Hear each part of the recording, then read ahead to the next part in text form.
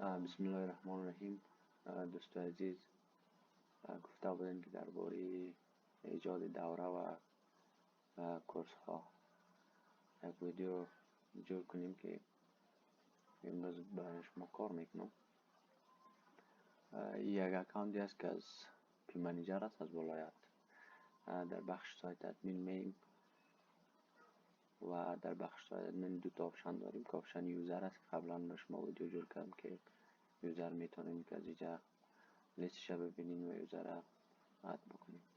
در بخش سایت ادمین میریم و در اینجا بخش منیج کورس اند کاتگوریز، در اینجا که میریم مؤمنین محترم و مدیرایی که در ولایت هستین، هر کس با ولایت خود کوشش بکنین دوره ایجاد بکنیم. یعنی شما هر ولایتی که هستین از این ولایت خود را پیدا میکنین. هر ولایتی که هستین، حالا میدان وردک است یا هلمند است یا هرات است یا کابل است، داخل دوره میشین. یعنی مثبت را میزنیم که اکسپند شود و داخل از دوره های شما هست. مثل دوره که قبلا داشتین باز هم دوره ایجاد کنید. در اینجا مثلا دوره دوم سال 1402 است، شما مثلا جور میکنین دوره سومی سال 1403 یا دوره چهارم سال 1403 مثلا. یک دوره که جور میکنیم، به خاطر جور کردن دوره اولا که خود ولایت خود پیدا میکنیم. در امتداد ولایت شما اینجا سیتینگ است، اکشن منیو میگن، اینجا کلیک میکنین. در اینجا آپشن های زیاد برای شما میتایید میتونین می دوره خود را. و در بخش دوره شما کرییت نیو ساب کاتگوری میگیم. یعنی اینی کرییت نیو ساب کاتگوری به شما اجازه را میده که یک دوره جدید ایجاد بکنید.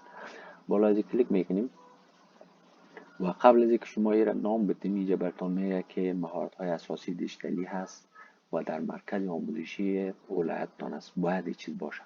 یعنی مثلا ما در کابل ایجاد میکنیم، شما در ولایت خود ایجاد میکنیم. یک کاتگوری نیم میتین برش، یک نام میتین که مثلا ما دوره دوم را داشتیم، حالا دوره سوم را نام میتیم.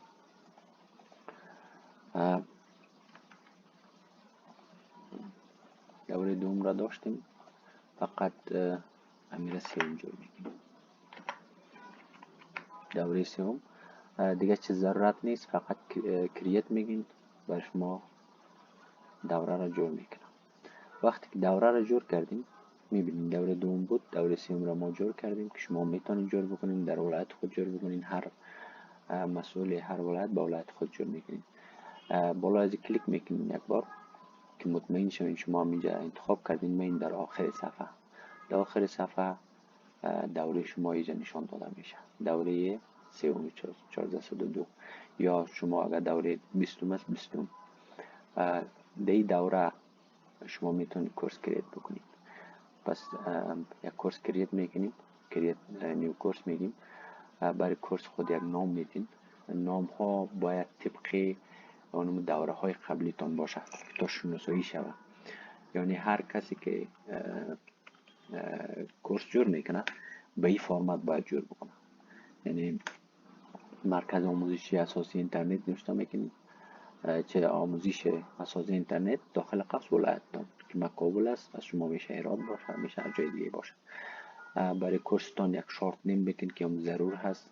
یعنی به هر کورس یک شارت نیم یونیک است.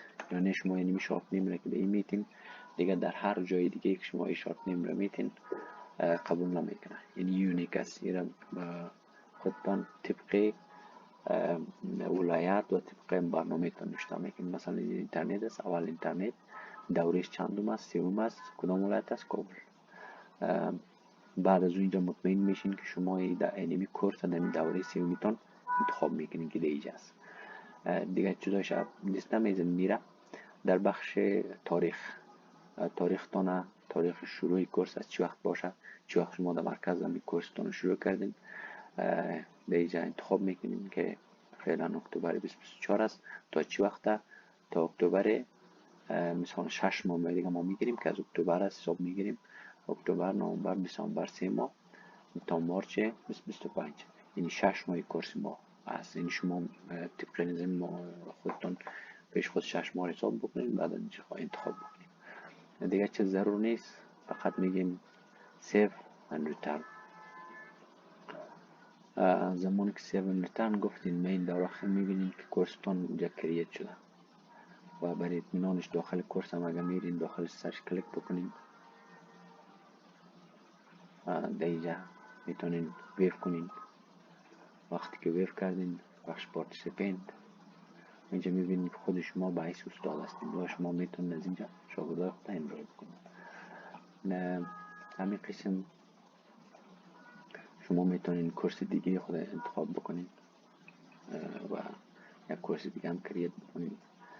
در هر دوره خود شما میفهمید که ما 5 کورس داریم، یعنی 5 کورس در هر دوره از ضرور است. سیستم عامل ویندوز مثلا و یونیک آیدی میتیم که یونیک نیم میشه که از ویندوز و دوره سوم کابل ایشه دسته میزنین و در بخش تاریخش باز انتخاب میکنین که کورس ما شما 6 ماه هست، پس 6 ماه که از اکتبر تا مارچ 6 ماه میشه و 7 return. این بود طریقه ایجاد کردن کاتگوری و دوره هست و داخل خود دوره کورس هایتون که من 2 تایش کریت کردم، میشه باز کریت کنیم، اما 5 تایش کریت میکنم که شما خوبتر بفهمید.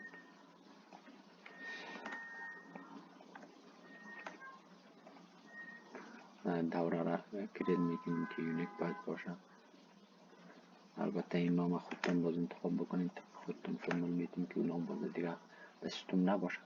مثلا اینجا ورد است، ما ورد نوشته میکنیم.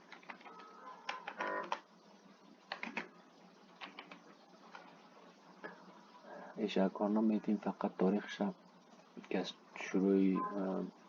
تاریخ شروع و تاریخ ختم. البته تاریخ ختم 6 ماه فیکس نگیرین، از خاطر اینکه که باز شما شاید 1 ماه به چیزا به خاطر نمرات و به خاطر رساندن نمرات چیزا شاید تال بخوره، اما 7 ماه بگیرین سیز. سیو اند ریترن. این قسم شما میتونید هم کاتگوری رو جور بکنید، کاتگوری تان در ولایتتان و کورس ها را داخلش و داخل کورس ها میتونید که شاگردای خود